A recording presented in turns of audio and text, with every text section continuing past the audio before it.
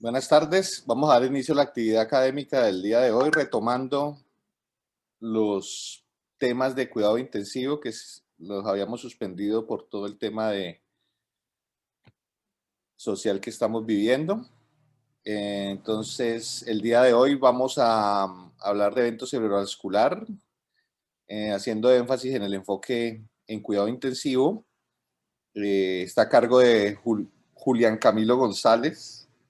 Julián es residente de primer año de cirugía general en su rotación por cuidado intensivo, y nuestra profesora, la doctora Paula López, fue la tutora de este tema. Paula López es médico intensivista de la Universidad de Barcelona y actualmente profesora de cuidado intensivo de la Universidad del Valle, y pertenece al grupo de cuidado intensivo del Hospital Universitario.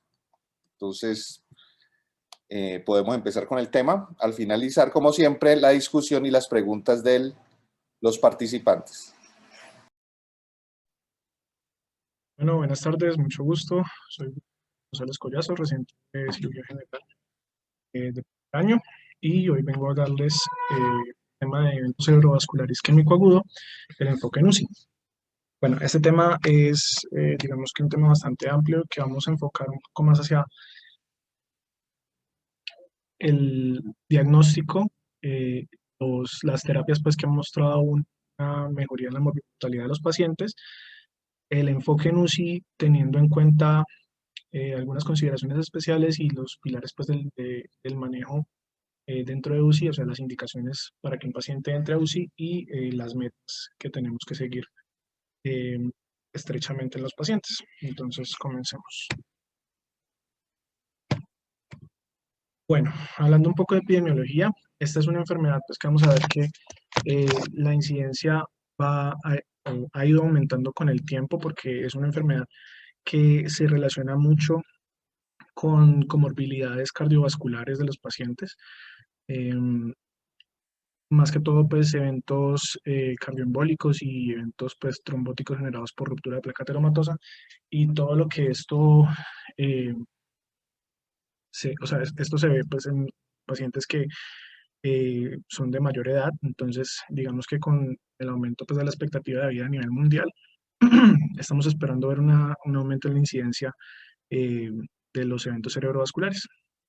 Entonces, esta enfermedad es es un evento pues, que es rápidamente progresivo, que las intervenciones tienen que ser en un tiempo, en una ventana de tiempo estrecha, para que sean, pues, para sacarle su máximo beneficio, y eh, que por lo tanto tenemos que actuar de una manera rápida, como vamos a ver luego de la charla. Estas estadísticas que ven aquí pues, son estadísticas de Estados Unidos en el 2017.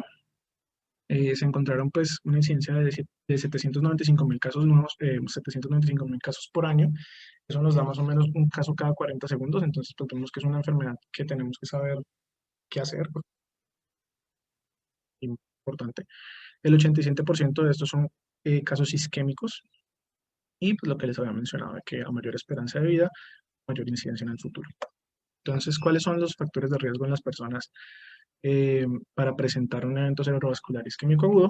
Van a ser el sedentarismo, la obesidad, la presión arterial alta no controlada, la diabetes mellitus controlada, el tabaquismo, la enfermedad cardíaca estructural, y una edad mayor a 60 años, también teniendo pues, que los factores eh, antecedentes familiares son de mucha importancia. Bueno, entonces vamos a hablar un poquito de cómo es la fisiopatología, la manera de grandes rasgos. Entonces tenemos que los eventos trombóticos, ya sean cardioembólicos o ruptura de la placa ateromatosa, van a ser las principales causas de estos eventos isquémicos. Va a generarse un émbolo que va a viajar hasta la circulación arterial pues, intracerebral, ya sea de manera proximal o de vasos más pequeños de manera distal, y va a generar una oclusión. La oclusión puede ser parcial o puede ser total. El caso es que esta oclusión va a generar una disminución del flujo de la masa cerebral. Entonces, esta disminución del flujo va a generar centro isquémico, bueno, digamos que inicialmente para hablar de lo normal, el flujo cerebral normal va a ser más o menos de 50 mililitros por cada 100 gramos de masa cerebral por minuto, y una vez se da la oclusión, que puede ser parcial o total, como había dicho antes, va a haber una disminución de este flujo en varios puntos. Entonces, en el punto donde la disminución del flujo es mayor, es el punto del centro isquémico, en el que el flujo va a ser menor a 8 mililitros por cada 100 gramos por minuto. Y este, digamos que es una isquemia pues que ya está establecida, o sea, se da la oclusión y esa zona, digamos que entre comillas, se pierde. Y asociado a este centro isquémico va a haber una zona que se denomina de penumbra. La zona de penumbra es muy importante y es lo que nos va a justificar pues que el manejo de reperfusión sea tan hacerlo lo más rápido posible. Entonces la zona de penumbra es una zona alrededor de esta zona de isquemia que tiene un flujo disminuido, pero no es un flujo que haga que la célula entre inmediatamente en una falla de todas sus funciones, sino que es un flujo, digamos, que permite que, que las células funcionen a una capacidad subóptima, pero que no mueran todavía. Esta zona de penumbra se da porque, aunque la arteria que se ocluyó era, digamos que, importante para la perfusión de estas células, contamos afortunadamente con circulación colateral que puede llegar a suplir alguna parte de, de las necesidades pues, de perfusión de estas células de penumbra. Entonces, eh, estas no mueren inmediatamente, pero la zona de penumbra, si no se le da un manejo rápido a todo el cuadro, va a ser inevitablemente, va a llegar a pues, a una zona isquémica y a establecerse en un más severo. Esto lo vamos a más adelante desarrollado. Y bueno, la zona amarilla que vemos aquí en la foto es una zona pues pues, que de oligemia que se da pues por todo el cuadro de edema que se está presentando. Entonces aquí pues vemos unas imágenes de perfusión, es que se ve la zona de y la zona de isquemia, o sea, todas estas, qué significan estas imágenes. Entonces, un poco más pues como a la fisiopatología de qué es lo que pasa y rasgos. Se da pues la oclusión del flujo, se genera una isquemia cerebral. Esta isquemia cerebral va a generar una respuesta inflamatoria y un aumento en la liberación del calcio. La liberación del calcio va a generar es que se dé a cascada de la apoptosis. Va a haber liberación de radicales libres, de óxido nítrico y pues a final de cuentas lo que pasa es que va a haber una disfunción celular, una apoptosis y una apoptosis de ese tejido. Entonces, eh, lo que queremos evitar es manejo y todo esto es que se dé esto en la zona de... Esto es lo que se pasa, esto es lo que pasa en el centro isquémico.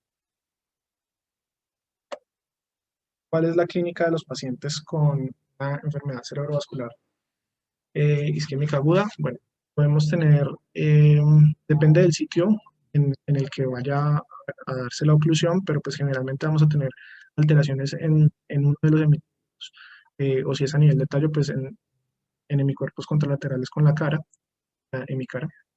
Pero generalmente pues va a ser afasia, hemiparesias, disestesias, alteraciones en los campos visuales, disartria y inestabilidad de la marcha. Entonces, ya dijimos que esta es una patología que es muy tiempo dependiente y pues, dado eso y teniendo en cuenta todo lo que hemos dicho, se han generado estrategias tanto extrahospitalarias como intrahospitalarias para que todo sea mejor para el paciente. Entonces, esta estrategia ICTUS se basa pues, en el establecimiento de protocolos y una respuesta rápida y oportuna para que el paciente sea atendido lo más pronto posible en un sitio que sea adecuado y por la gente que sea adecuada. Entonces, eh, cuando estamos hablando la estrategia de ictus prehospitalaria, se basa pues, principalmente en que la gente que esté a cargo de la atención prehospitalaria esté entrenada para identificar rápidamente los síntomas y los signos pues, de los pacientes con evento cerebrovascular y que los trasladen rápidamente a un centro de referencia. El centro de referencia, pues idealmente va a ser un sitio que tenga la capacidad de atender a estas personas, es decir, que cuenten con una persona prólogo, que cuenten con un UCI y que cuenten con la capacidad de iniciar un tratamiento que se referiría pues como a la estrategia de la trombolisis, ya sea química o mecánica. Esto obviamente todo con previo aviso al centro de referencia, pues para saber si están listos para atender a esta persona, pues el paciente tiempo valioso. En la parte intrahospitalaria, pues ya es más como hacia establecer los protocolos para que se dé una acción rápida y coordinada, establecer pues qué imagen se le va a pedir primero, los tiempos específicos para administrar las terapias y para administrar las imágenes y el establecimiento de unidades pues de cuidado específico para, para eventos cerebrovasculares, porque se ha visto que tener estas unidades permite un seguimiento más estrecho y una rehabilitación que va a permitir un mejor desenlace funcional para los pacientes. Esto es muy bueno y si la persona pues está como en una ciudad o en un centro urbano, digamos que sería lo ideal, a funcionar muy bien, pero pues también la gente que se encuentra en las zonas rurales, pues también puede presentar eventos cerebrovasculares y en este caso la estrategia Ictus lo que propone es el uso de la telemedicina, que la persona pues acuda a un centro de salud primario en el que tengan la capacidad de comunicarse con un centro de referencia donde tengan comunicación pues directa con el que les puede indicar qué hacer y remitirlo lo más rápido posible. Dentro de todo esto, cabe la estrategia, pues, es una estrategia que se denomina Dip and Shift, que es administrar el vuelo inicial de Alteplaza, que ya vamos a ver pues, después cómo es todo esto, y trasladar al paciente mientras se le da el goteo a un centro de referencia. Esto, pues, obviamente tiene sus pros y sus contras, pero versus no hacer nada, pues, digamos que podría ser indicado. Entonces, vamos a hablar de los principios de manejo en el cerebrovascular. Son 3 principios de manejo. Primero, es lograr la recanalización de la arteria ocluida y repercusión del tejido isquémico en el tiempo adecuado. Entonces, lo que busca esto es eliminar el trombo, ya sea de manera mecánica o química, para que el flujo se restablezca y la zona de penumbra pues, no progrese a la zona de isquemia. Eh, entonces aquí pues, les quería explicar un poquito más sobre lo que les había dicho antes de la zona de penumbra. Vimos que la zona de penumbra es una zona que está muerta todavía, o sea, no está isquémica todavía. Entonces, lograr la recanalización es como el objetivo principal de todo lo que vamos a tratar de hacer con el manejo del evento cerebrovascular. Y la zona de penumbra es lo que nos justifica esto porque como la célula está hipofuncionante, es que el paciente ingresa a urgencias, el paciente tiene un cuadro de déficit neurológico en el momento, pero este déficit neurológico se basa en o sea, es el déficit neurológico de la zona isquémica que ya está perdida, más la hipofunción de la zona de penumbra. Una vez se restablece el flujo, la zona de penumbra puede volver a su función que basal normal previa y el déficit neurológico podría ser entonces reversible. Y esto es lo que buscamos pues con el manejo rápido, que haya un grado de déficit neurológico que se pueda revertir y que la persona tenga un mejor desenlace funcional tiempo. Entonces, para eso, pues la recanalización rápida y la reperfusión del tejido son los pilares de tratamiento. El segundo principio de manejo sería optimizar el flujo lateral, que es el que nos mantiene en la zona de penumbra. El flujo colateral, pues ya habíamos dicho que es un recurso que es agotable en el tiempo porque aunque la célula no está totalmente isquémica, está en un estado de hipofunción.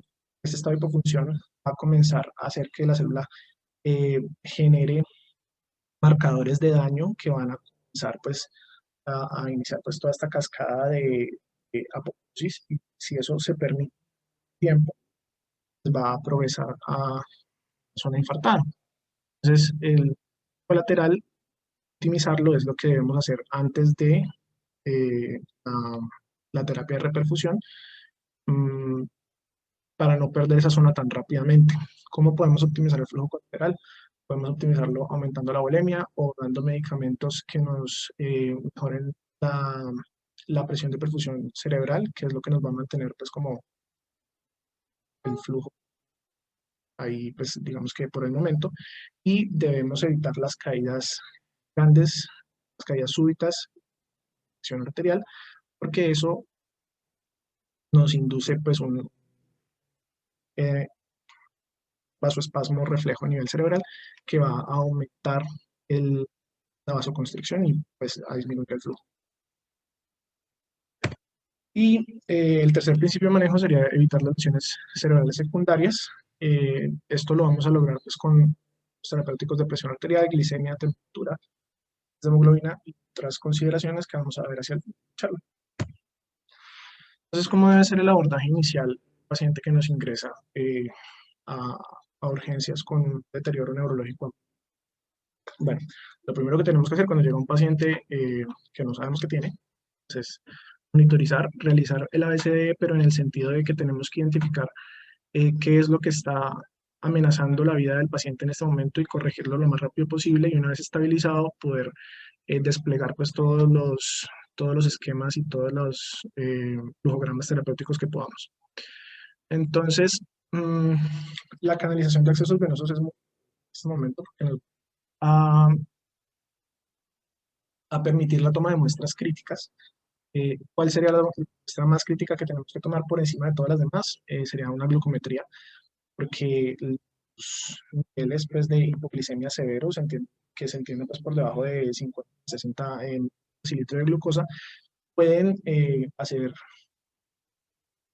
pueden simular cuadros de deterioro neurológico agudo que se podría confundir con un evento cerebrovascular. Entonces, una vez se toman estos niveles de glucosa y que se descarta pues, que estos estén en glicemia severa, ya tendríamos que empezar pues, ahí a ver si desplegamos el manejo, el esquema de tratamiento y de diagnóstico del cerebrovascular. Otras muestras, pues tropolinas, pruebas de coagulación, iniciar líquidos endovenosos para asegurar pues una buena anemia, y que ya dijimos pues que esto es importante para el colateral. Y idealmente canalizar en un sitio que nos permita el paso del medio de contraste, porque va a haber imágenes contrastadas importantes que tenemos que tomar eh, si decidimos, pues, o sea, si se encuentra que es un evento cerebrovascular, y ya las vamos a ver a continuación. Un EKG, pues es siempre muy importante porque ya dijimos que gran parte de la etiología va a ser cardioembólica, principalmente pues en pacientes con fibrilación auricular o otros pues tipos de cardiopatías estructurales que el EKG pues sería. Y el TAC de cráneo simple, que va a ser la imagen pues, principal, ¿no? Rápida y la más fácil de obtener, y el TAC de vasos cerebrales en caso que sea indicado, y ya vamos a ver estas imágenes. Y calcular el NIHSS, que es una escala que vamos a ver a continuación. Entonces, el NIHSS es una escala que nos habla de eh, el estado neurológico del paciente en este momento. Entonces, mide 11 ítems que van a medirnos conciencia, orientación, atención, lenguaje y respuesta motor y sensitiva. Eh, a mayor puntaje, peor respuesta neurológica y mayor severidad. Pero esta escala, pues digamos que tiene varias desventajas, y es que si nos ingresa una persona que tiene ya, antes de presentar todo este deterioro agudo, tenía un deterioro neurológico de base, se nos complica el cálculo, puede ser sobreestimado, y pues también pacientes que tienen brazos o piernas, pues, en tipos pues, en pacientes que tienen discapacidades previas, se, se, se complica un poco. Entonces, digamos que cosas que tenemos que tener en cuenta para calcular esta escala es que tenemos que tomar los datos, los primeros datos que encontramos, no que el paciente hizo una vez y después lo hizo mejor, sino que el primer dato que se encuentra es el primer dato que se calcula. Lo que vemos es lo que tenemos que calcular, no tenemos que asumir que el paciente es capaz de hacer una cosa u otra y no decirle o sea, no decirle al paciente cómo hacer las cosas, dar la orden clara de cómo de lo que dice la escala y calcularlo con eso.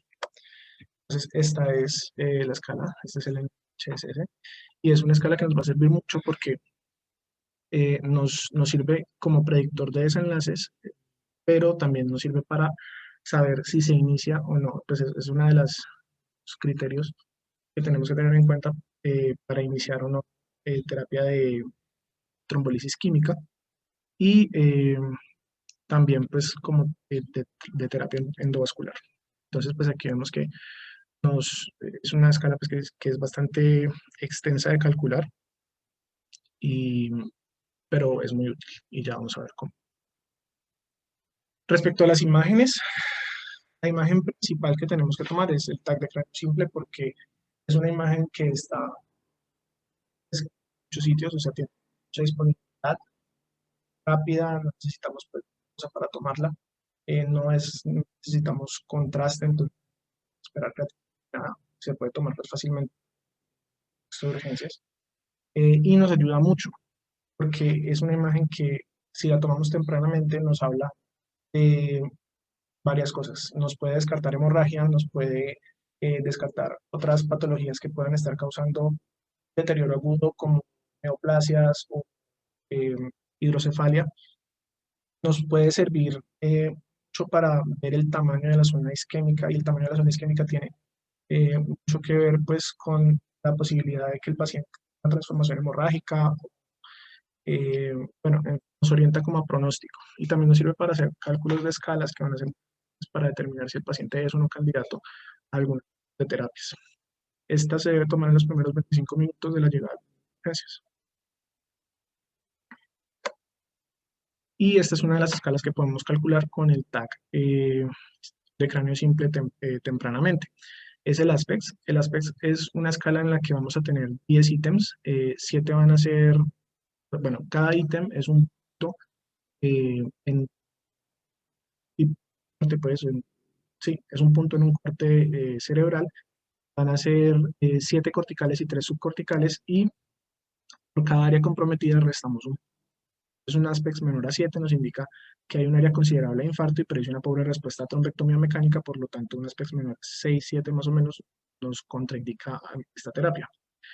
Y también pues entre mayor compromiso, se había dicho antes, mayor riesgo de que el paciente tenga emociones hemorrágicas, peor pronóstico pues tanto de mortalidad como de mortalidad en dependencia funcional. La resonancia magnética nuclear cerebral es una imagen que es muy buena, tiene una sensibilidad muy buena para la isquemia y nos ayuda pues a delimitar un poquito eh, mejor que el TAC, la zona isquémica. Y esta la usamos principalmente cuando en el TAC tenemos dudas diagnósticas, pero es una imagen que es mucho más compleja, no todos los sitios cuentan con un resonador y si los sitios cuentan con un resonador generalmente no está disponible de manera inmediata. La toma de la imagen es mucho más demorada que el TAC, pues teniendo en cuenta todo lo que hemos dicho que esta patología es tiempo dependiente, no debemos usarla de manera eh, que, como la imagen. Sí tiene sus utilidades y sí es muy buena, pero pues tiene sus indicaciones. El AngioTAC depende de los sitios sitio en el que se encuentre la persona, pero el TAC podría ser la primera imagen a la que se lleva el paciente, porque este nos ayuda a identificar oclusión de grandes vasos. Y esto es muy importante para ver si la persona es candidata a trombectomía mecánica, porque una de las indicaciones de trombectomía mecánica es oclusión de vasos a nivel, vasos intracerebrales a nivel proximal, porque el trombo es más grande y la alteplasa en ese sentido tiene opción para destruirlos. Entonces, digamos que el angiotac podríamos pedir, en caso de que sospechemos que la persona vaya a ser candidata a trombectomía mecánica. Las imágenes de perfusión y de difusión son muy buenas para delimitar la zona de penumbra y la zona de isquemia, pero estas imágenes, si la resonancia era difícil de conseguir, estas imágenes son todavía más difíciles de conseguir, mucho más demoradas, entonces estas imágenes no son de rutina tomadas en cerebrovascular, estas tienen situaciones específicas y es principalmente los pacientes en los que no conocemos el tipo de evolución de los síntomas, o sea, porque tiene se ve el despertar, que es una persona que se acuesta asintomática completamente normal y cuando se levanta tiene sintomatología ya establecida de déficit neurológico. Entonces no se sabe esa persona cuánto tiempo lleva con los síntomas, persona que por algún motivo no tenga una capacidad buena para comunicarse y pues no se sepa cuánto tiempo lleva sintomática. Estas personas es muy importante realizar esta imagen de percusión difusión porque nos permite establecer si la persona todavía tiene una zona de penumbra viable y si se benefician del manejo de reperfusión por encima de las 4.5 horas, que es pues, el esquema de tratamiento normal, pero no se usan de manera rutinaria. Entonces, la terapia de reperfusión es una de las dos terapias que ha mostrado mejoría en la morbimortalidad de los pacientes y de pronóstico neurológico, que es lo más importante en el tiempo. Esta terapia puede ser química o mecánica endovascular, ¿sabes? Y pues es una terapia que su ventana de acción es bastante reducida porque el riesgo-beneficio después de esta ventana de tiempo es adecuado.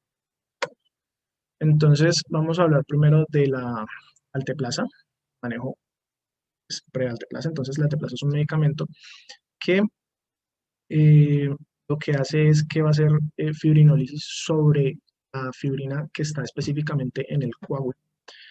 Entonces esta no va a depletar pues el resto de la fibrina en el resto de la circulación, que es muy importante pues porque otros medicamentos como la streptokinasa sí lo hacen.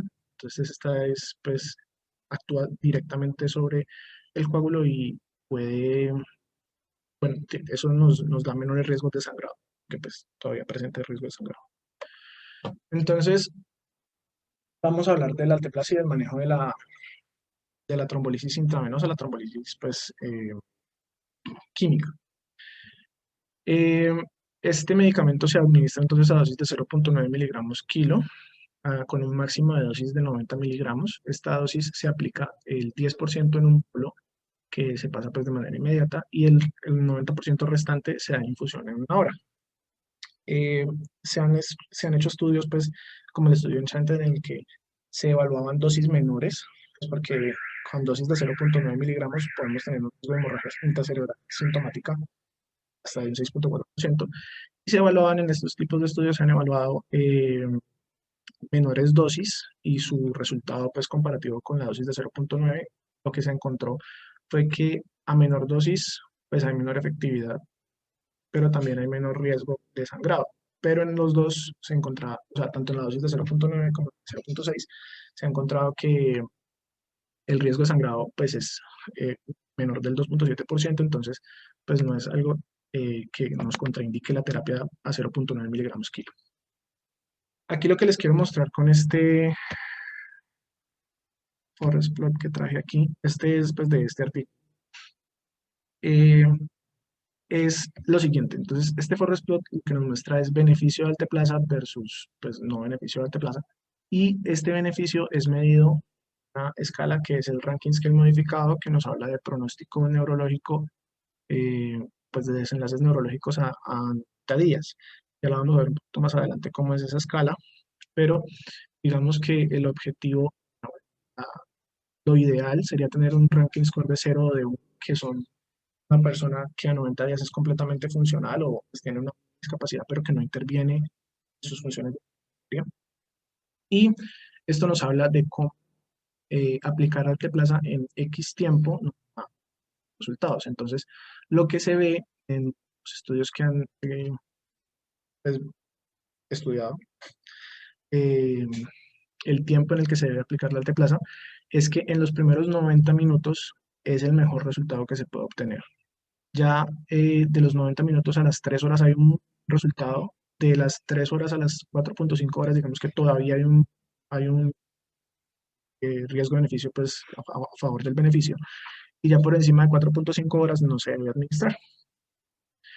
Respecto a la edad, bueno, ya vamos a ver un poco de las guías AHA-ASA, pero digamos que una de las contraindicaciones para administrar Alteplasa hasta el 2013 era pacientes que tuvieran más de 80 años, pero con el tiempo y con muchos estudios que se han hecho sobre los beneficios pues, de la Alteplasa, se ha visto que los pacientes mayores de 80 años sí tienen un gran beneficio o pues un riesgo-beneficio favorable para la aplicación de Alteplasa. Por lo tanto, no está contraindicado y ya las nuevas actualizaciones, tanto el 2015 como el 2019, se recomienda la administración de Alteplasa a los pacientes mayores de 80 años.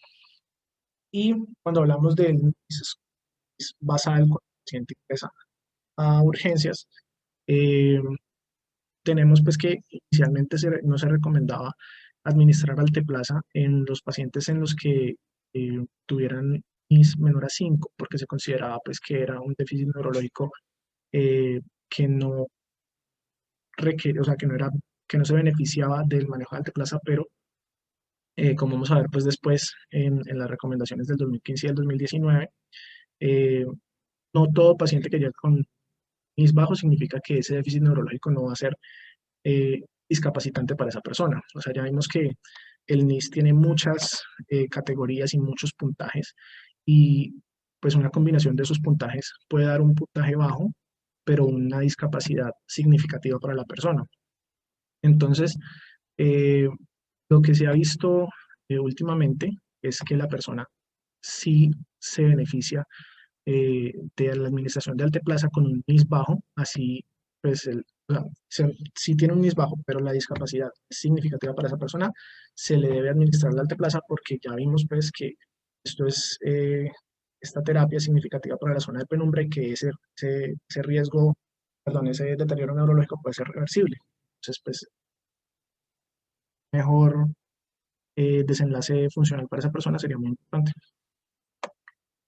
Esto es nada más para que lo vean pues un poquito. Estas son las recomendaciones iniciales de la AJA del 2013, luego las del 15 y pues las recomendaciones de la FDA que eran un poquito pero no mucho. Es para que veamos pues que había indicaciones, bueno, todavía hay indicaciones que son las que tenemos aquí, pero en el 2013 había una gran cantidad de contraindicaciones, tanto absolutas como relativas, y que posterior al 2013 en las actualizaciones del 15, más todavía en las del 19, se han vuelto más permisivas porque han habido más estudios que recomiendan la alteplasa por encima de no darla en estos escenarios pues, que antes se consideraban contraindicados.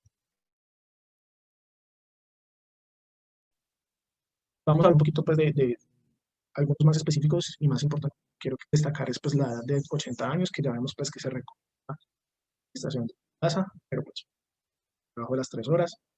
La presión arterial sistólica y la glucosa la vamos a ver.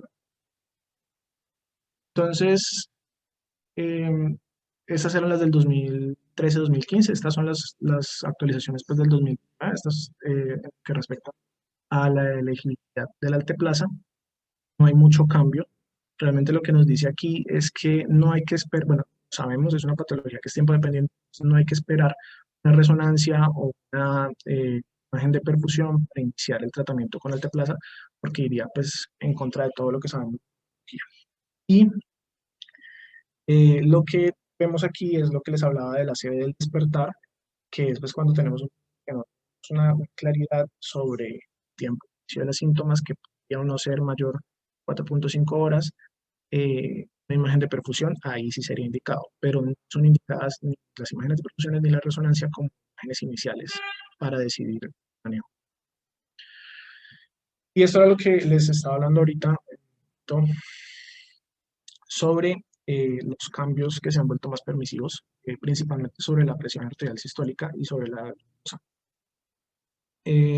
Inicialmente pues se decía que un paciente que tuviera una presión arterial por encima de 185-110 no era candidato para manejo de alteplasa, y esto digamos que sigue siendo cierto, pero en las actualizaciones lo que se dice es que si hay una manera segura de hacer el control de la presión arterial por debajo de estas cifras tensionales, se puede dar el manejo de alteplasa. Nos recomienda la AJASA manejar la presión arterial. Varios medicamentos realmente, pero pues los principales serían la betalol y el cardipino que tengamos pues como al alcance de nosotros en estas dosis y con esta temporalidad.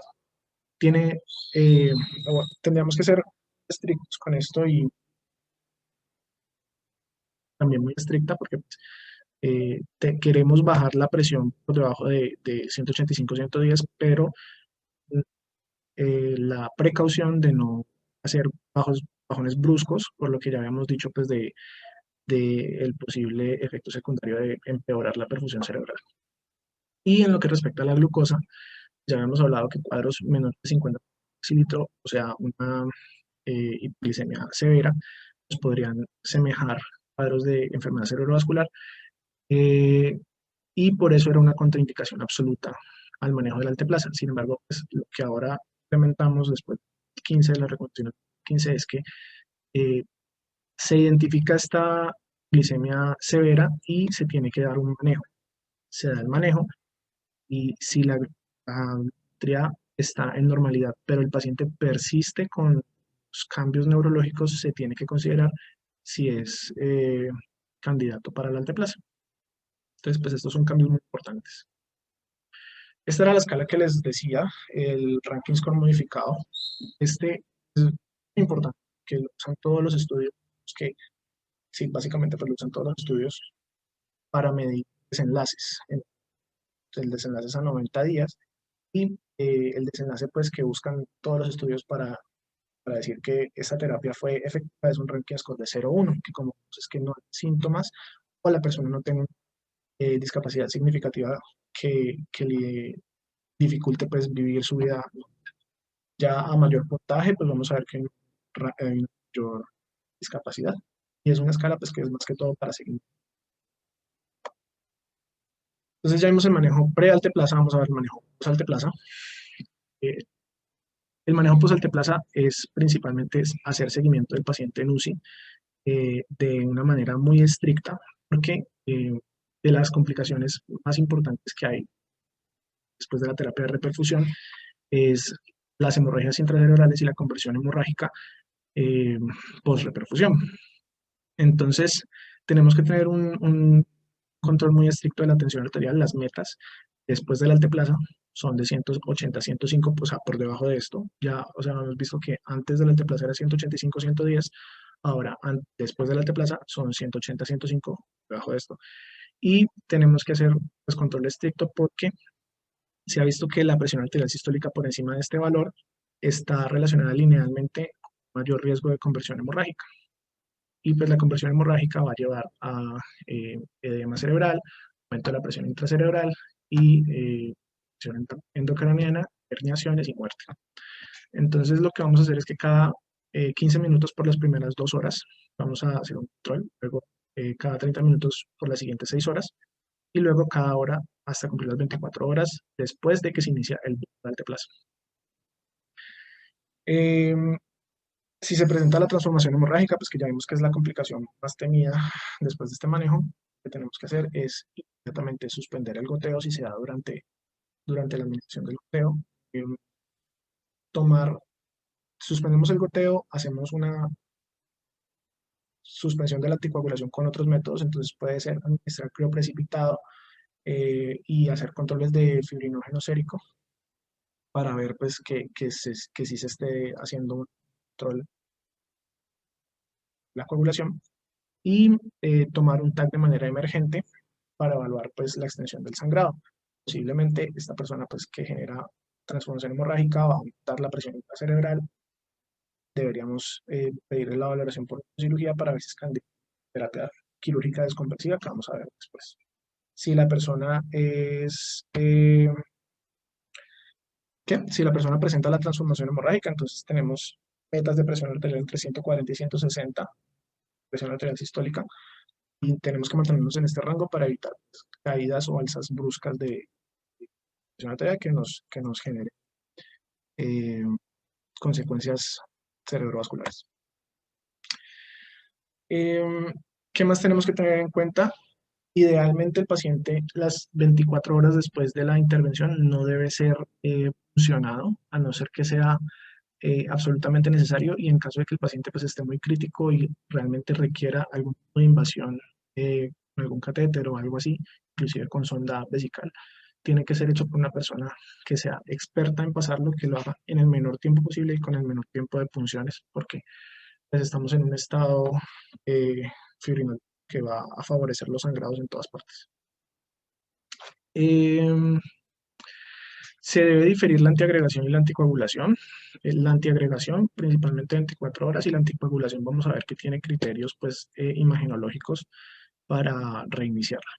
Entonces podemos hacer control posterior, o sea, si la persona requiere anticoagulación, podemos hacer control TAC con resonancia después del manejo con alteplasa y pues depende de lo que encontremos, vamos a tener unos tiempos para dar estos manejos.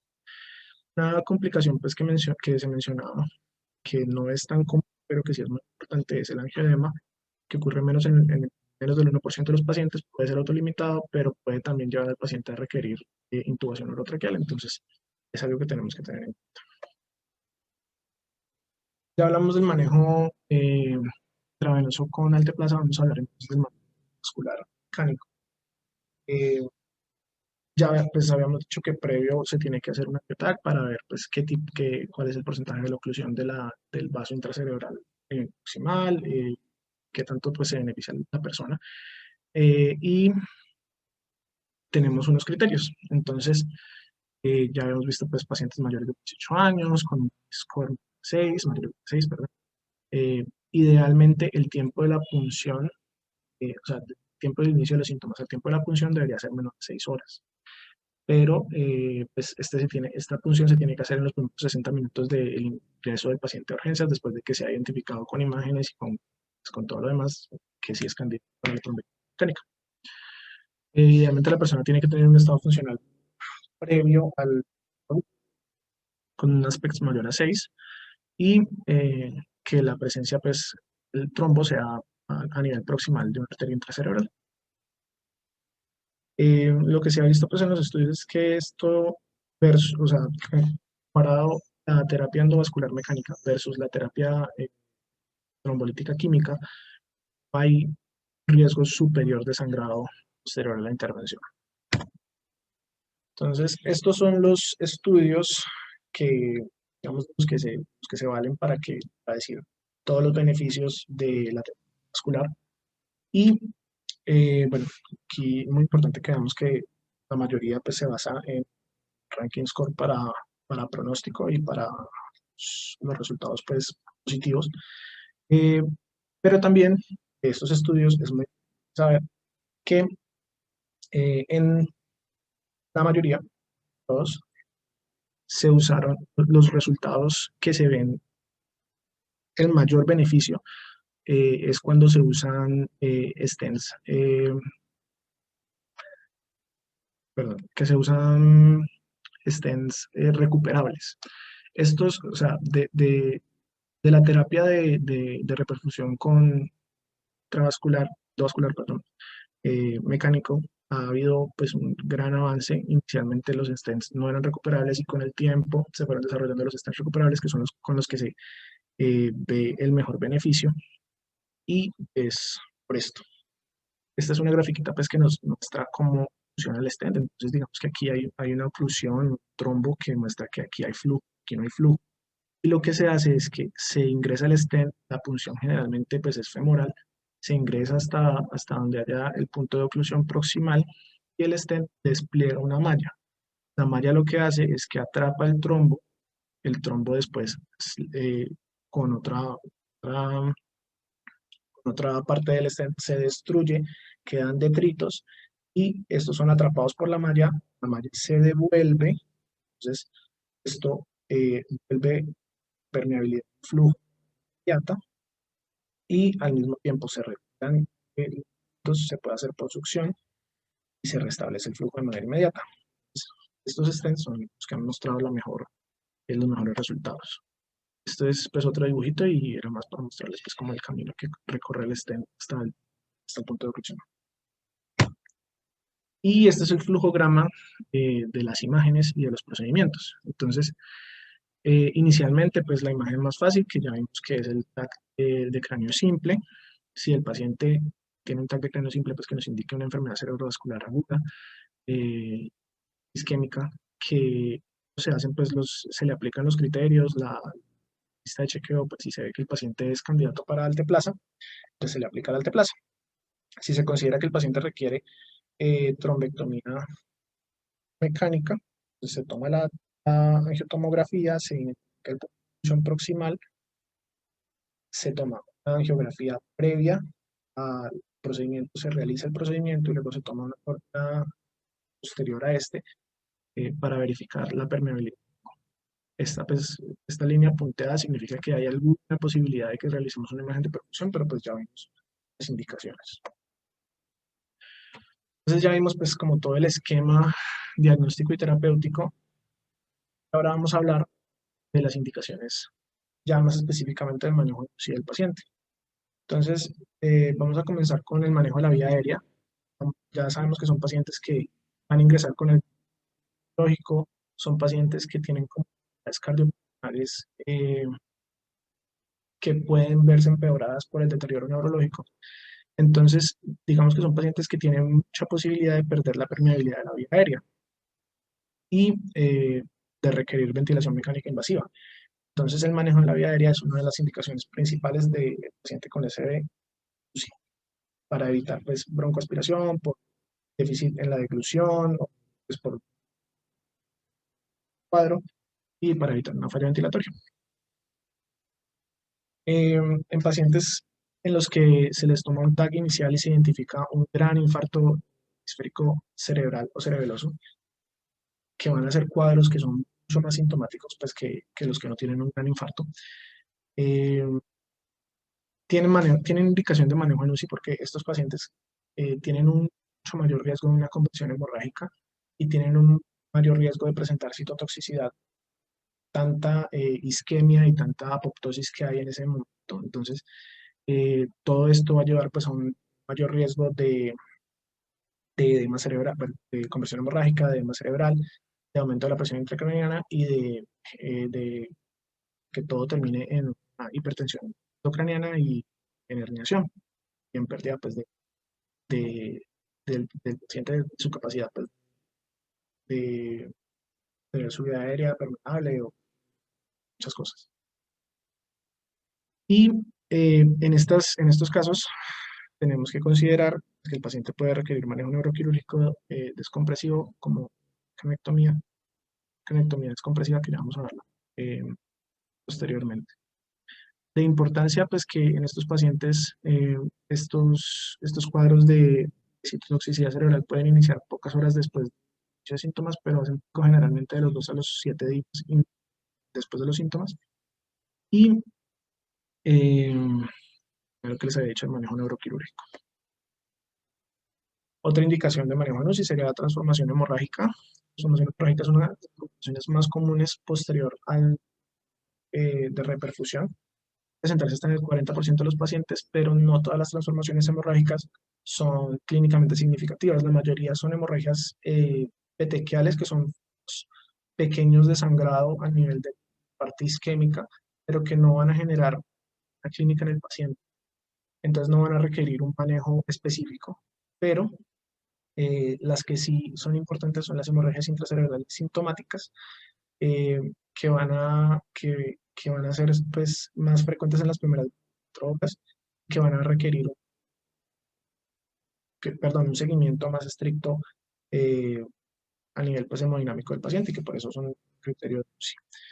Factores de riesgo importantes: un tamaño muy grande del infarto, en basal, hiperglicemia, que el paciente tenga, que el ECV tenga una etiología cardioembólica, pues que vimos que es muy, digamos que muchos de los pacientes van a requerir UCI para posterior a la terapia de reperfusión. Las convulsiones se dan hasta el 9% de los pacientes, el 40% ocurre en las primeras 24 horas. Y se consideran que son requerimiento de unidad de cuidados intensivos porque pueden ser unos eventos que pueden recurrir y van a requerir de medicamentos para limitar la convulsión que pueden eh, cursar pues con depresión respiratoria, con intubación orotraqueal y que pues, requerimos una, una UCI para un manejo más estrecho. Lo que les traigo aquí en esta tablita pues son parte de las recomendaciones del 2019 de la AJA-ASA, en las que dice que no hay una necesidad de dar anticonvulsivantes de manera profiláctica, que pues si se presenta la convulsión se tiene que evaluar si es una sola convulsión, la necesidad de dar el anticonvulsivante, pero no se recomienda de manera profiláctica porque no hay beneficio. Y los cuidados pues posintervención por reperfusión, que ya pues, los habíamos mencionado bastante, se recomienda un monitoreo mínimo de 24 horas posterior a la intervención porque pues los picos de las hemorragias intracerebrales son las 24 horas. Listo, entonces ya hablamos de las intervenciones, de las indicaciones, vamos a hablar de las metas del cuidado de UCI. Entonces vamos a hablar principalmente de metas eh, de presión arterial, de, de glucometría, de temperatura y de hemoglobina. Entonces, eh, vamos a hablar de hipotensión y de hipertensión. La hipotensión generalmente es un cuadro que se encuentra asociado a la enfermedad cerebrovascular aguda. Si encontramos un paciente que tiene este cuadro y concomitantemente tiene hipotensión, tenemos que buscar la causa. Generalmente va a ser sepsis, disecciones aórticas, arritmias inestables o medicamentos que se le den al paciente. Entonces, si vemos cuadros de hipotensión, estar pendiente de buscar el origen en otro lugar. Mientras que la hipertensión sí es algo que se ve frecuentemente en los pacientes con enfermedad cerebrovascular, es principalmente porque son pacientes que son propios cardiovasculares y cardiopulmonares antes. Y esto en sí hace que el establecer un rango de presión arterial segura para estos pacientes sea muy difícil. O sea, sabemos que hay unos límites superiores que son 185, 110 pre-alteplasa y 180, 100 post-alteplasa, pero no tenemos un rango para decir mantengamos la presión arterial sistólica de este paciente en este rango porque es lo más seguro, se le hace todo el manejo. Realmente no, porque los pacientes son tan variados en sus comorbilidades, pues también mucha variación en estos rangos y no se puede establecer en este momento un rango seguro. Lo que sí tenemos es pues, lo que ya habíamos hablado de estas. Y si el paciente era hipertenso de base, se podría considerar pues, iniciar los antidepresivos, observar los síntomas están estables. Hablando de la glicemia, entonces, pues lo que ya habíamos dicho, la hipoglicemia que se entiende por debajo de 60 miligramos de litro o 50 miligramos de litro, puede hacer un cuadro similar al de cerebrovascular, por lo tanto se tiene que corregir, y si una vez corregido persisten los síntomas, entonces ver si el paciente es candidato para terapia de reperfusión. Y la hiperglicemia, si es algo que se ve pues, más comúnmente en los pacientes, tanto pues, porque son diabéticos de base o se les han estado destrozados o porque están en un proceso pues, de estrés celular y de inflamatorio tanto a nivel cerebral. Entonces, aproximadamente un tercio de los pacientes se puede presentar con hiperglicemia por encima de 140 miligramos de cilitro a nivel del ingreso. Y la hiperglicemia es un factor de mal pronóstico, mayor mortalidad y de mayor dependencia en el tiempo. Entonces, esto es algo que tenemos que controlar estrechamente en el tiempo pues, de cuidado en UCI, con unas metas entre 140 y 180 miligramos de cilitro. La temperatura, es que realmente la única recomendación es evitar la fiebre, porque pues, se asocia a una mortalidad aumentada, pero si encontramos, o sea, puede haber fiebre por citotoxicidad, citoquinas proinflamatorias y todo lo demás, pero eh, si encontramos una fiebre persistente en un paciente con cuadro de cerebrovascular, también tendríamos que ir a buscar eh, focos infecciosos y controlar el foco.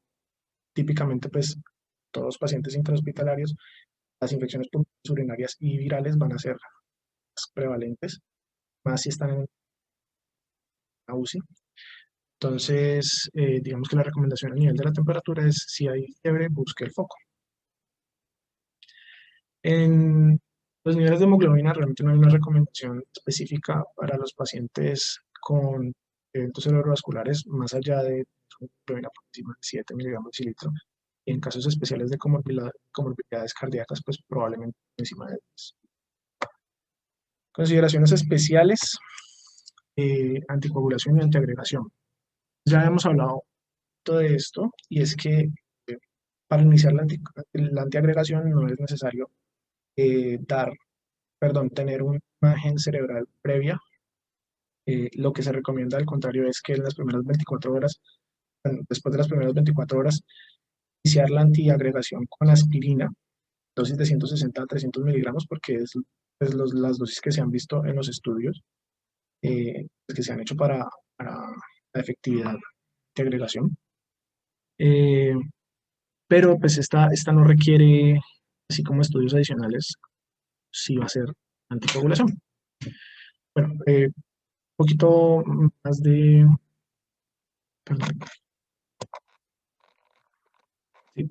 Eh, no se recomienda la anticoagulación temprana, es decir, en las primeras 24 horas, así el paciente cruce con una patología que sea trombótica, protrombótica, no se recomienda la administración en las primeras 24 a 48 horas de la anticoagulación que tenía el paciente de base.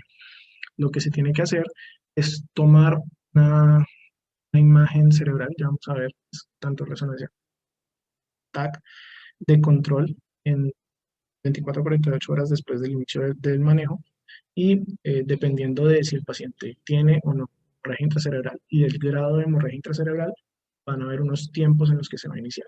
Entonces, hay un antes de mostrar. Aquí esto lo que les traía es de la actualización del 19, que principalmente dice pues que no hay beneficio en iniciar la anticoagulación de manera rápida, que no hay estudios que demuestren superioridad para iniciar medicamentos como tirofibán o tifibatide, y que no hay beneficio en administrar ticagrelor o pues realmente otros tipos de antes. Lo que sí recomiendan es que para hacer profilaxis anti trombosis venosa profunda pues, y generación de coágulos, lo que se recomienda es neumática de los miembros inferiores, pues con presión directa, y iniciar la aspirina en las primeras 24 horas y adecuada hidratación. Entonces este es un cuadrito que viene de un estudio de pacientes en los que se les administró la alteplasa, pero son pacientes que tenían fibrilación auricular concomitante. Entonces, es un estudio muy importante porque nos habla de pacientes que están bajo el efecto de las primeras 24 horas de alteplasa, 24 a 72 horas, perdón, y no se les iniciaron, bueno, se hizo el estudio para ver qué tan necesario era los anticoagulantes tempranamente en una patología que es protrombótica y que es persistente en ese momento. Entonces, lo que ellos encontraron es que realmente no había un beneficio de iniciar la terapia tempranamente, y generaron pues este esquema. Aquí pues está el evento cerebrovascular, se da la alteplasa, en las primeras 24 a 48 horas se inicia la aspirina, y en las primeras 24 a 72 horas posterior a los síntomas se toma TAC o una resonancia. De aquí, esta imagen nos va a decir si la persona tiene una transformación hemorrágica. Si la persona tiene una transformación hemorrágica y lesión pequeña, que se entiende pues, por debajo de 5 centímetros, eh, se tiene que esperar 3 a 4 días después del inicio de los síntomas. Si ya la lesión es más grande todavía, esto desde mediano y de grande se entendía en, en varios puntos de sangrado a nivel de varias arterias, eh, se tiene que esperar o 7 días o 14 días. Entonces, digamos que el inicio temprano de la anticoagulación no es tan necesario. Y antes puede ser, pues. Y esto que les venía a traer aquí, esta tablita para la trombolisis en SLB, era lo que hablábamos de pacientes con un NIS bajo, pero con un NIS bajo, pero un deterioro neurológico discapacitante. Antes, en el 2013 y hasta las actualizaciones del 2015, estos pacientes no se trataban. Pero después ya se ha visto pues que sí hay un beneficio significativo de darle el tratamiento a estos pacientes para que el déficit neurológico sea reversible y tengan un desenlace medio King Scale a 3 meses. Bueno, perdón. Aquí lo que les quería decir era, bueno, en las primeras 3 horas estos pacientes se benefician mucho y sí hay una recomendación, pues digamos que fuerte. De las 3 a las 4.5 horas se recomienda, pero pues, digamos que el nivel de la evidencia baja un poquito. Y ya si los pacientes ingresan con un IS de 0 a 5, que sería pues un bajo, bueno, un IS bajo y un déficit neurológico, pero el déficit neurológico no es discapacitante para la persona, entonces no hay beneficio ni en 3 horas ni entre 3 y 4.5 horas y no se recomienda su administración. Tiene que ser pues, un déficit neurológico que sea discapacitante. Ya hablando más del manejo neuroquirúrgico, pues vamos a ver que la evidencia de que la craniotomía descompresiva funciona es muy evidencia de que craniotomía descompresiva para pacientes con un infarto cerebral maligno, la arteria cerebral media, mejora la mortalidad, los enlaces funcionales a 3 meses, pues tiene muy buena evidencia. Bajo de los 60 años se ha visto pues que estos pacientes responden bien a este tratamiento. Por encima de los 60 años se ve que mejora la mortalidad, pero no mejora los desenlaces funcionales. Entonces, ¿qué se entiende como un infarto cerebral maligno? Es una hipoxicidad de más o menos del 50-75% en el territorio de la arteria cerebral media, desplazamiento de la línea de 4 milímetros a nivel de en las primeras 48 horas por síntomas. Esto genera pues un deterioro neurológico en los primeros 5 días con una mortalidad en los tercer día, que va a ser principalmente secundaria transtentorial. Entonces, ¿cómo funciona? Pues, ¿cuál es la base fisiológica de que la craniotomía descompresiva funciona? Pues, recordemos el esquema pues, de Monroe-Kelly en el que la bóveda craneana es un espacio cerrado no distensible que dentro de este se encuentra el equilibrio entre el volumen vascular, el volumen del líquido cefalorraquídeo y la masa cerebral. Entonces, es que cambios digamos que lentos, crónicos de cualquiera de estos 3 volúmenes va a generar una compensación entre los otros dos y que va a haber un equilibrio, pues, teniendo en cuenta lo que hemos hablado de que el edema cerebral se secunda a hemorragias y estos son procesos muy rápidos, además citotóxico, estos son procesos muy rápidos que no van a permitir un adecuado de los otros dos factores y se va a aumentar rápidamente la presión intracraniana y puede generar una hipertensión intracraniana y el punto de realizar la craniotomía descompresiva es remover un pedazo del hueso y estabilizar la presión intracraniana comunicándola con la presión atmosférica. Entonces aquí en este cuadrito lo que vemos es como previo a la intervención de la craniotomía hay una presión intracraniana de 30 milímetros de mercurio, se remueve el hueso, la presión disminuye y luego se incide en la dura madre y la presión disminuye todavía más. Entonces, digamos que esta es la base del tratamiento. En pacientes con infarto cerebral maligno, si no se hace una intervención neuroquirúrgica, puede haber una mortalidad hasta el 80%. Y pues lo que ya les había explicado sobre la edad, que es realizarla en las 48 horas.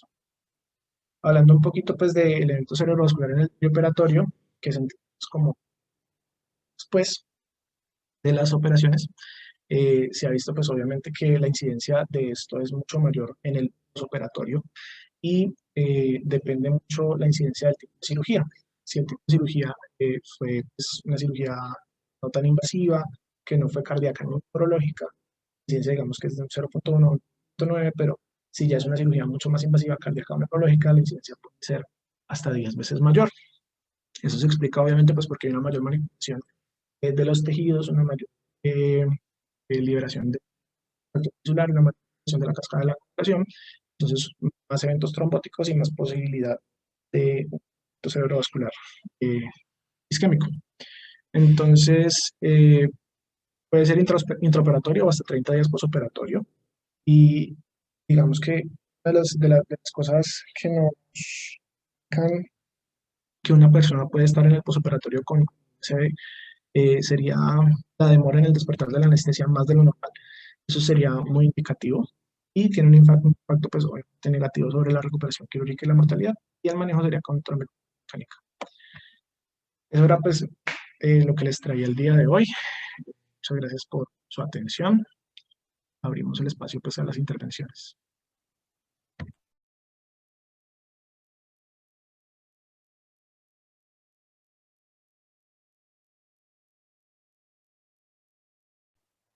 Bueno, muchas gracias, doctor, y a la doctora Paula.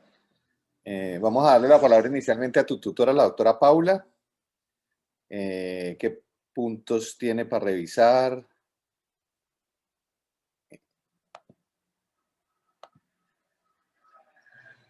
Ya puedes activar el micrófono, Paula. Listo. Hola. No, Hola, Paula, ¿cómo estás? Finalmente hizo una realimentación del tema, que es un tema largo y complejo, pero revisamos pues los puntos especiales relevantes.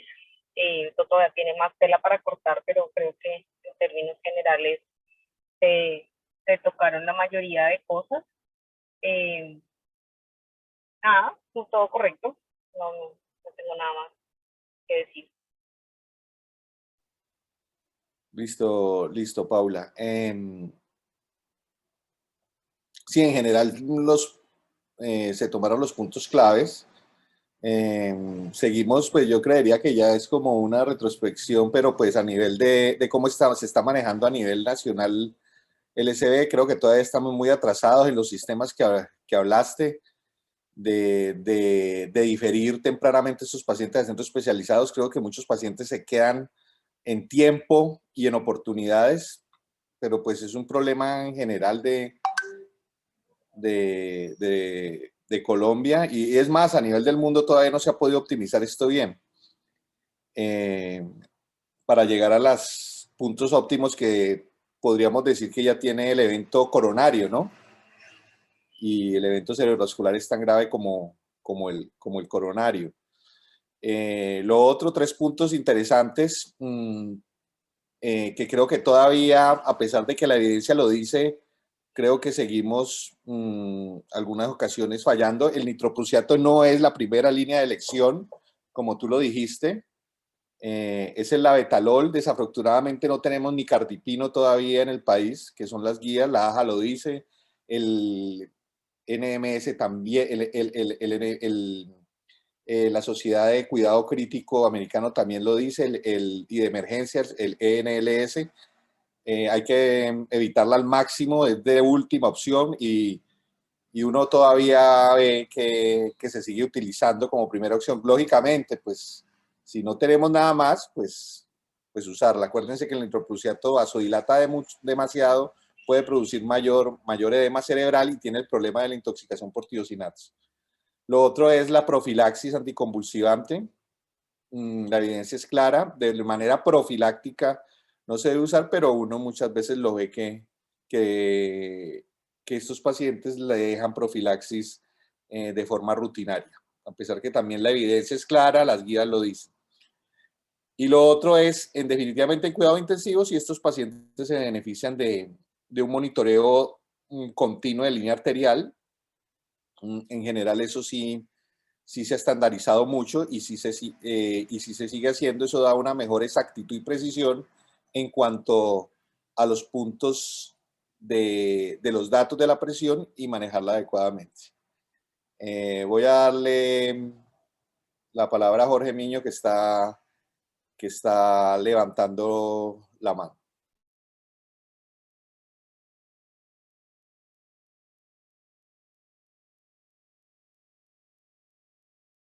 Ya tienes activo el micrófono, Jorge. Sí, profe, muy buenas tardes con todos. ¿Sí me escuchan? Sí, te escucha bien. Listo. Bueno, buenas tardes con todos. Dos cositas para complementar la charla. Y es que efectivamente nosotros no contamos con la cultura desde el servicio de urgencias de manejar este tipo de pacientes. Ya muchos servicios de urgencia de segundo o tercer nivel desconocemos que este tipo de patologías hay que correr. Entonces, correrle quiere decir que usted, como dice la guía de la AJA, desde que el paciente llega hasta que usted le está poniendo el trombolítico, debe demorarse menos de 45 minutos. Desde que usted lo pasa, lo mete al tomógrafo, lo saca, lo analiza las imágenes y empieza la trombolisis. Entonces se ha perdido mucho tiempo en las cuestiones administrativas. Y eso es y esas son las críticas que nos hacen a nosotros, nuestros países tercermundistas, debido a que está por encima la cuestión administrativa antes que la cuestión emergente de hacer este tipo de procedimientos bien.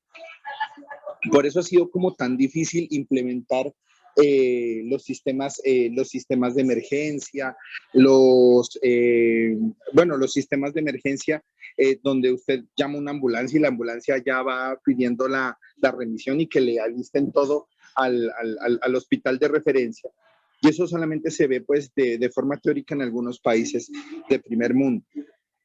Otra cosita importante es tener en cuenta las listas de chequeo para cuando usted vaya a hacer una trombolisis. Muchos de estos pacientes no solamente basta la lista de chequeo para saber si la trombolisis es segura, sino también hay que mirar qué tan efectiva esta puede llegar a ser. Entonces, yo quisiera como resaltar un score que nosotros manejamos que nosotros hemos manejado, que se llama el score Dragón, en el cual pues salió en Neurology en 2012. Es un score donde toma 5 variables, ya cada variable representa un punto, como la presencia de densidad de la arteria cerebral media, D de densidad, R, la R del dragón, la R es el ranking score que el doctor lo acaba de mencionar, la A, la edad, pacientes por encima de 80 años, que si bien no lo contraindica, pero es un punto a tener en cuenta en este score. Ya está el otro punto que es la G, que es la glucosa. Glucosas por encima de 144, la O, que quiere decir one set, o sea, el tiempo de evolución más de 90 minutos, y lo que es el NIS. Este puntaje, cuando usted lo toma y lleva más de 3 puntos, usted ya puede considerar que el pronóstico el pronóstico es malo y la posibilidad de sangrado es mayor. Y es una guía que deberíamos tener nosotros para antes de lograr trombolizar a estos pacientes, ¿no?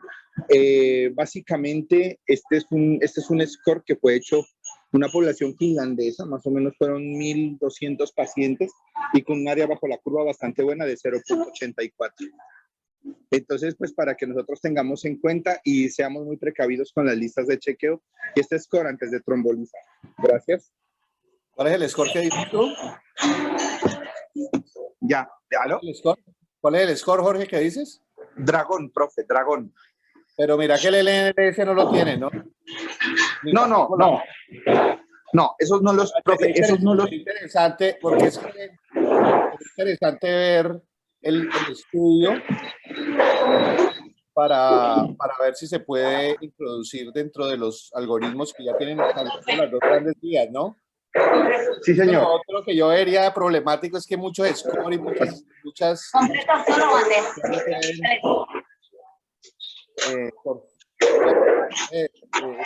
mucha bulla, Jorge. Sí, profe, aquí estoy. De pronto confunde a las personas, pero sería interesante ver el artículo que tú dices en una revisión que hagamos posterior, porque me parece bien interesante.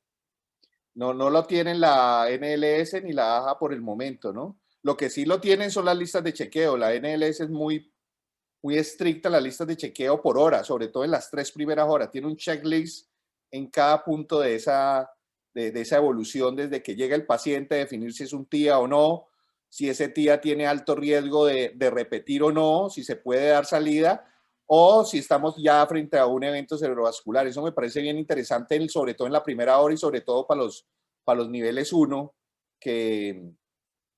y los niveles 2 que, como tú dijiste, a veces se quedan cortos en el manejo. Bueno, Ahora vamos a darle la palabra a la doctora Omaris Vera. Omaris Vera es neuróloga de la Fundación Universitaria de Ciencia de la Salud, Hospital San José de Bogotá. Nos viene acompañando ya, creo que va para 6 meses con nosotros, y pues es otra invitada que teníamos de hoy y nos va a dar su apreciación desde el punto de vista de la neurología clínica. Voy a darte el micrófono, Maris, para que hables. Ya puedes hablar. Hola, buenas tardes. Muchísimas gracias, Fabricio. Buenas tardes a todos. Bueno, estoy aquí en el hospital hace más o menos 6 meses y pues voy a hacer como unas anotaciones muy puntuales que creo que es importante para todos. Primero, todos estamos invitados a entrenarnos a trombolizar a los pacientes, médicos generales, médicos emergenciólogos, intensivistas, internistas y nosotros los neurólogos, ¿cierto? Entonces, cuando comentaban de la escala NIHSS y hablan de una ACV menor, existe algo para nosotros que llamamos área elocuente. Una ACV menor es aquel que es inferior a 4 puntos. Entonces, ¿cuáles son las áreas elocuentes? Quiere decir aquel paciente que llega con un compromiso importante del lenguaje. Ese paciente, así tenga un NIHSS menor a 5 a 4 puntos, hay que trombolizarlo, es candidato, siempre y cuando su TAC con un sangrado o cualquier tipo de masa no lo contraindique. Ejemplo, si nos llega un paciente que su parte motora es completamente funcional, pero nos ha quedado ciego o tiene hemianopsias, que son como los recortes en la visión, sí, o en el campo visual, es un paciente que amerita ser llevado a una trombolisis. Respecto a qué nos ayuda el NIHSS, a mirar el estado clínico actual del paciente, y es cuando nosotros vamos a confirmar qué tan comprometido está y revisamos la TAC. Por eso es el ASPE. Entonces, en el ASPE, como lo decía bien el doctor, nosotros miramos si es menor a 7 puntos, lo que nos indica es que puede haber un riesgo de sangrado. Respecto a las imágenes, los pacientes no tienen por qué esperar una resonancia para poder ser llevados a una trombolisis. Nosotros tenemos que trombolizar con TAC y angioTAC, y que estos ya no tengan las contraindicaciones es más que suficiente. Lo del TAC perfusion o la resonancia magnética con perfusión, generalmente lo hacemos para el ACV del despertar, y es cuando nosotros miramos el mix-match, pero es que hay que mirar una serie de parámetros, necesitamos tener equipos entrenados que podamos medir volúmenes, y ahorita es un poco complejo, como lo decía el doctor Fabricio, no lo tenemos en todos los centros. ¿Qué ha pasado con la hora? Es 4.5 horas, y eso lo tenemos que tener claro. Un paciente que llegue a las 3 horas y media, 4 horas, no tiene por qué descartarse para ser trombolizado. Lo que pasa es que entre más temprano, entre nuestro tiempo, digámoslo así, aguja sea menor, pues va a ser mucho mejor para el paciente, pero el paciente se puede trombolizar hasta las 4.5 horas, que eso quede claro. Cuando lo vamos a llevar a trombectomía mecánica, los estudios generalmente te dan 6 horas, pero hay algunos estudios que evalúan a las 6 horas, hasta 24 horas, escogiendo bien el tipo de paciente. Sí, la NIHSS es una escala que generalmente evalúa circulación anterior y ha quedado corta para la circulación posterior, es cierto, y por eso es que muchos de estos pacientes pierden la trombolisis. Respecto al medicamento, no hay estudios para uno diferente al Actilice, y la dosis es de 0.9. ¿Por qué hubo estudios de 0.6? Porque se hizo en población asiática, y es de saber que estos pacientes tienen un tamaño diferente al nuestro, son más pequeños, son de menor peso, y se dieron cuenta que sí hubo un impacto, pero generalmente quiero que quede claro eso, porque era la dosis de 0.6 y no de 0.9. Para las personas que pesan más de 100 kilogramos, pues no nos vamos a ir a más de 90, como lo comentaba el doctor. ¿Qué otros datos? Es que vi varios datos que me llamaron la atención en la charla. No sé si Fabricio pueden colocar un segundito las diapositivas y vamos revisando rápidamente. No sé si el doctor Julián nos colabora, que vi algo que me llamaba la atención. ¿En qué punto, Domaris? Ya te digo porque anoté varios. Bueno, creo algo mencionaba ahorita el doctor de la escala Dragon Score. Generalmente uno tiene que tener, como decía Fabricio, uno tiene que tener mucho cuidado con eso, porque si no muchos pacientes se nos quedarían sin trombolizar.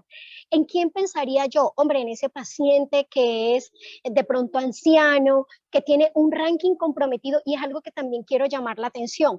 Cuando uno habla del ranking es previo para mirar la funcionalidad de nuestro paciente, y generalmente un ranking de 3, de 4, de 5, nosotros vamos a ver que la funcionalidad de este paciente está algo comprometido. Y el ranking modificado es ver cómo evolucionó el paciente a los 90 días, qué secuelas quedaron después de haber presentado una enfermedad cerebrovascular. ¿Listo?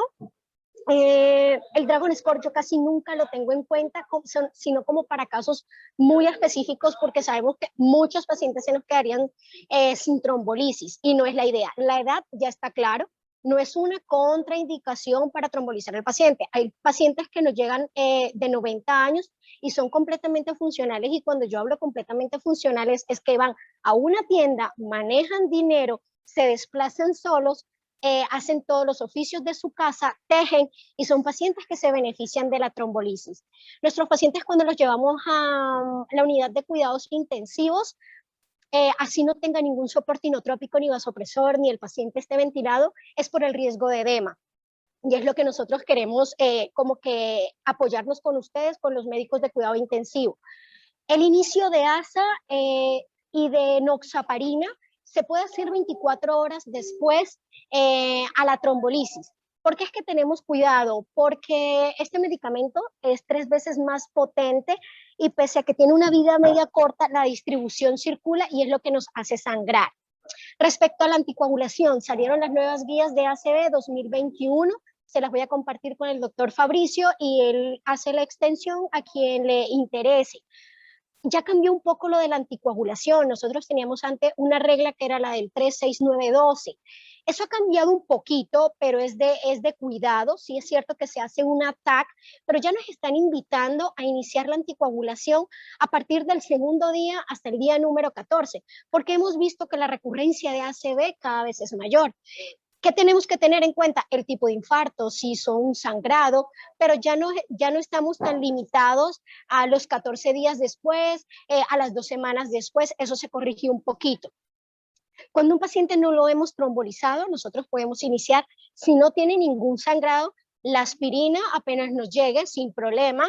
Estamos hablando del ACV que ha llegado fuera de ventana. Y le podemos iniciar de una vez su tromboprofilaxis, no hay ninguna contraindicación. ¿Qué otros puntos así que pude como tener en cuenta? Porque comentaban, es cierto, esta charla es muy larga. Como principalmente eso, quería como hacerle esos comentarios. Y no, muchísimas gracias por la revisión y por hacerme partícipe de ello. Bueno. Muchas gracias, Omaris, por tus apuntes que nos acabas de hacer. Esperándote que nos sigas acompañando en los temas pues relacionados con el paciente neurocrítico, que lo venimos haciendo relativamente frecuente, porque tenemos primero una unidad específica de paciente neurocrítico que a veces se nos queda corta. Ya como muchos vemos, ya tenemos pacientes neurocríticos en casi todas las unidades polivalentes que están en el hospital. Entonces, esperemos que estés con nosotros en estos manejos que son multidisciplinarios. Ah, sí, se me olvidaba algo, Fabricio, la resonancia, porque es importante. La resonancia ya sabemos que existe el infarto, ¿sí? Pero nosotros estudiamos el tipo de infarto. No es lo mismo un infarto arteria-arteria que un infarto que se ha dado por una hipoperfusión, que es lo que denominamos watershed, o no es lo mismo que vemos un infarto de tronco proximal, ¿sí? Entonces siempre es importante para nosotros que ustedes nos colaboren pidiendo la resonancia magnética. Sería bueno explicar lo de las escalas y otras cositas que sé que a todos como grupo nos puede ayudar muchísimo en estos pacientes. Sí, y lo de la profilaxis, completamente claro, la profilaxis de fármacos anticrisis. Durante los primeros 7 días, nuestros pacientes pueden tener crisis sintomáticas agudas. ¿Cuándo dejamos de llamarle crisis sintomáticas agudas? Pues cuando ha pasado el tiempo que he mencionado. ¿Y qué es lo que pasa? Que generalmente esos pacientes pueden quedar con una lesión estructural, pero si es un paciente que dentro de los primeros 7 días nos hace una crisis, pues si es una sola crisis, la manejamos tranquilamente con algo de benzodiazepinas. Hasta el momento no hay la necesidad de utilizar algún fármaco anticrisis, pero si vemos que ese paciente en los primeros 7 días nos hace 1, 2, 3, 5 crisis, o una nos hace un día, a los 3 días nos ha hecho otra crisis, lo ideal es iniciar el fármaco y con ese fármaco lo vamos a tener durante más o menos, nosotros generalmente lo vemos 3 meses. Y nosotros como neurólogos, dependiendo de una serie de estudios, dependiendo de la lesión, decimos, continúa o lo suspendemos. Pero generalmente quedan con lesiones estructurales y son lesiones que tienen compromiso cortical. O sea, son lesiones irritativas y generalmente los pacientes pueden quedar con epilepsia, ¿no? Que sería como la definición que se les puede dar. ¿Qué fármacos? Muchos de esos pacientes, si tienen fibrilaciones auriculares, pueden quedar anticoagulados. Y sabemos que fármacos que tienen metabolismo hepático no van a hacer interferencia o interacción con estos medicamentos. Entonces, nosotros, si se dan cuenta, casi nunca preferimos ácido valproico, o fenitoína o fenobarbital. Pero si es lo que hay veces tenemos que trabajar con lo que tenemos. ¿Qué preferimos nosotros? Fármacos que van dirigidos a que se pueden utilizar con otros medicamentos que va a utilizar el paciente, como lo es la lacosamida y el levetiracetam, que son nuevos, y que les comento que hemos hablado en enfermería, y sí va a ser pronto, va a estar la disponibilidad del fármaco lacosamida, porque ya lo tenemos, ya tenemos el levetiracetam.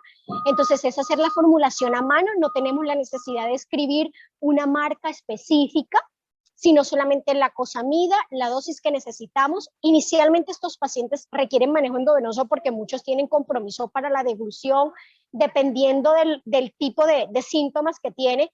Entonces se pide la ampolla de la lacosamida, no está en el sistema, por eso se tiene que hacer la formulación a mano.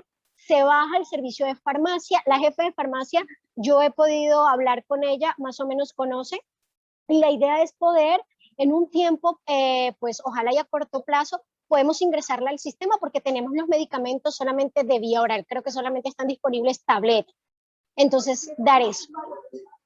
Eso, Fabricio, muchísimas gracias.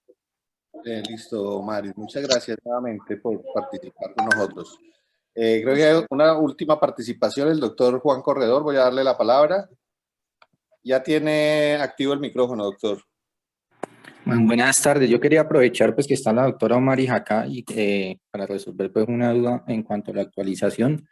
En el momento nosotros tenemos una guía de ACV de la institución que se hizo como a finales del año pasado, la hizo la doctora Ángela, y en este año pues salieron la guía GESO de trombolisis en ACV, como en febrero de este año, que cambia pues ciertas cositas. En medio de la práctica en urgencia, en algún momento hablaba con el doctor Trujillo, el neuroradiólogo y el encargado de imágenes de acá, y me hablaba que iban a incluir el programa para la realización de perfusión por CT acá en la institución. Entonces yo quería preguntar, era precisamente qué tanto podría llegar a cambiar eso la práctica acá, porque ya hay varias instituciones conocidas donde hacemos nosotros prácticas, en donde incluyen protocolos con perfusión como de ventana extendida, siempre favorecer la trombolisis, y en cuanto a actualizar esas guías. Y otras situaciones particular, como por ejemplo, si se llega a presentar en la unidad de cuidado intensivo, el paciente que presente ACV en el contexto de anticoagulación, si uno se pone a revisar las guías, no son recomendaciones claras, son recomendaciones del comité, en el cual la mayoría del comité vota que el paciente debe tener un seguimiento y una objetivización del grado de anticoagulación antes de definir la trombolisis. Acá si tenemos un paciente con enoxaparina, pues hasta ahora tengo entendido que no tenemos cromógenos para realización temprana y poder definir tempranamente la realización de trombolisis. Entonces, ¿qué se favorecería en ese sentido? Es como las preguntas ahí.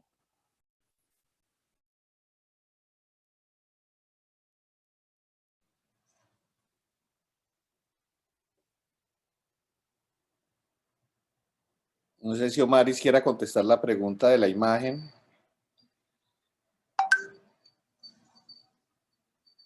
Ya te abro el micrófono, que sí.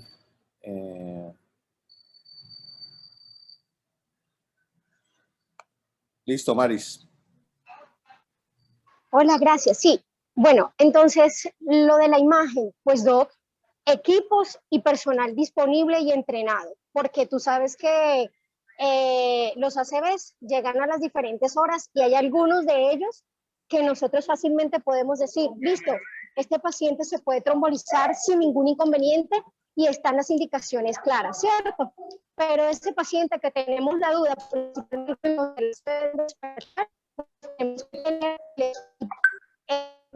en este caso nos ayudaría mucho el neuroradiólogo y pues se miran los diferentes volúmenes, sería eso. No sé si respondo esa parte de tu pregunta. ¿Me escuchan? Ya le activo el Hola. micrófono. Doctor Corredor. Listo. No, es que, doctora, mi pregunta era más como enfocada a que la guía que tenemos del hospital se hizo antes de las últimas guías ESO de trombolisis en ACV. Las guías Ok. ESO de trombolisis en ACV tienen ciertos cambios que se Sí. están implementando en algunas instituciones ya de Cali y que acá no están instauradas en la guía y que, por ejemplo, cuando uno quiere gestionar algo y uno lo habla desde urgencias, lo primero que le dicen a uno es si está en la guía o no de la institución. Entonces, mi Bueno, pregunta Doc, iba hacia la actualización de esa guía. usted sabe que, como dice la palabra, una guía no es una camisa de fuerza, ¿cierto? O sea, pero estamos claros, habría que revisar la guía existente, ponernos juiciosos a revisar las que acaban de salir del 2021, mirar las diferencias y con los diferentes artículos, las diferentes evidencias que tengan una significancia estadística se pasan, que ya están bien revisadas. Eso es número uno, no hay ningún problema, creo que eso se puede hacer si se trabaja en eso. Y respecto a tu pregunta del paciente anticoagulado en la unidad de cuidados intensivos, que se nos focaliza, si la última dosis fue antes de 24 horas, nosotros podemos pensar que puede ser candidato. Y si el paciente, sabemos que por X o Y circunstancias no lo podemos trombolizar con el Actilice, pues la idea es llevar al paciente a trombectomía. Es lo que el paciente se puede beneficiar. Si le encontramos que tiene oclusión proximal, ¿cierto? Que sería como la indicación. Doctor Corredor, en relación a la guía, gracias, Jomi. Sí. En relación a la guía de la ACV, el ACV es una entidad que tiene harta prevalencia de incidencia, o sea que estas guías de ACV tienen que estarse actualizando por lo menos cada 2 años. Y la muestra es lo que pasó con esta guía, que la hacen y inmediatamente a los 2 o 3 meses salen nuevas indicaciones. O sea que en ese orden de ideas es como guía multidisciplinaria que nos reunamos y como dijo la doctora Omaris, a la luz de la evidencia, que de esa evidencia podemos actualizar o agregar a la guía de SB. Totalmente de acuerdo y pues nos estará diciendo usted, doctor, ¿cuándo hacemos eso? En cuanto a la otra pregunta, sí no la entendí muy bien, en cuanto a la anticoagulación, para respondérsela desde el punto de vista de la unidad. Es que... Venga, qué pena, doctora. No, tranquilo. Yo no sé que el doctor sí comente hacer le comente la pregunta al doctor, de pronto yo la interpreté, no sé, diferente. No, usted la interpretó bien. La pregunta es que cuando la guía habla de trombolisis en ACV, el paciente anticoagulado, la recomendación, digamos, más fuerte o con mayor aporte, porque cuando uno revisa la guía, ellos hacen son las recomendaciones por número de expertos que apoyan la recomendación. Es trombolizar al paciente que tenga una anticoagulación objetivizada. Es decir, si el paciente tiene una warfarina que tenga un INR por debajo de 1.7, si tiene un inhibidor de la trombina que tenga un tiempo de trombina que no esté elevado, o si tiene un inhibidor del factor 10, pues que tenga unos niveles de antifactor 10A que no estén muy prolongados por encima de 0.7. En el caso de nosotros en la unidad de cuidados intensivos, que por lo general tenemos al paciente anticoagulado son con heparinas, específicamente enoxaparina, o cuando utilizamos heparina no fraccionada, no la utilizamos en goteos sino en bolos, es decir, tampoco hay una forma de hacer un adecuado seguimiento de la anticoagulación, y en el caso de la enoxaparina no tenemos cromógenos para tener los niveles de antifactor 10A de una forma rápida. ¿cómo podríamos determinar la seguridad de la trombolisis en ese paciente que está anticoagulado? Y ahí está la respuesta de la doctora, que podríamos considerarlo seguro pues, en las Mira, últimas 20. digo acá, pero Bueno, en relación a eso, mira, eso sería bueno revisarlo dentro del contexto de la guía y ya que tenemos tantos pacientes también ese apartado debería estar ahí, ¿no?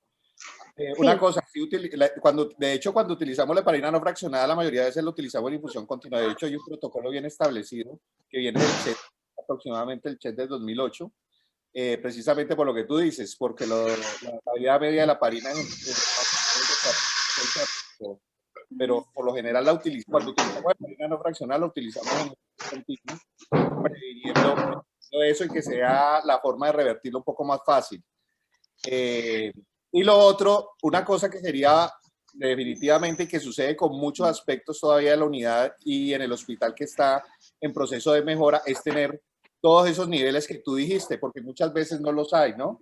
Entonces, queremos ser óptimos, como usted dice, y un poco más específicos y a veces no se pueden. Por ejemplo, uno de los casos que se sale de pronto del punto, pero es al lugar, es el uso del trombograma. Ya vamos por un año con el trombograma y la utilización que le estamos dando es muy poco.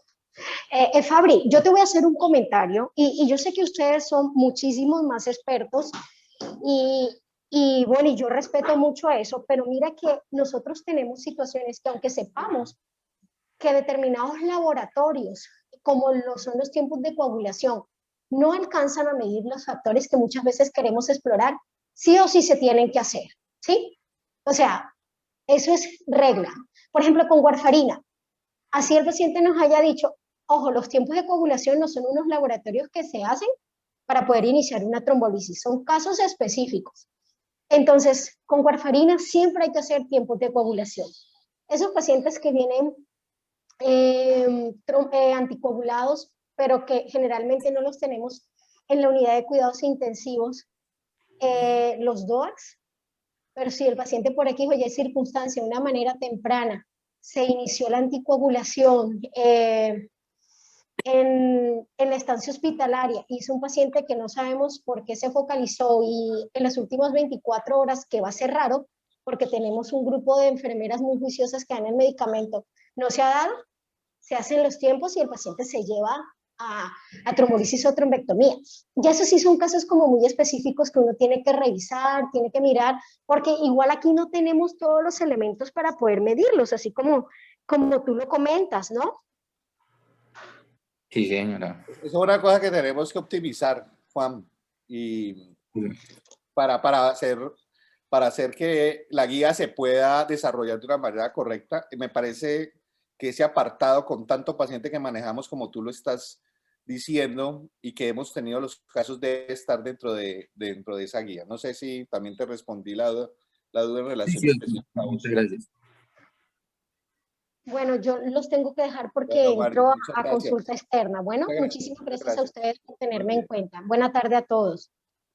No sé si alguien más tiene alguna participación, algún comentario, o creo que damos por terminada la actividad del día de hoy. Muchas gracias a todos los participantes, a los docentes, a los residentes internos que estuvieron el día de hoy y esperándolos para la actividad del jueves al mediodía de UCI y en la noche de todo lo que tiene que ver con la parte perioperatoria de los pacientes de la actividad del departamento de anestesia. Muchas gracias.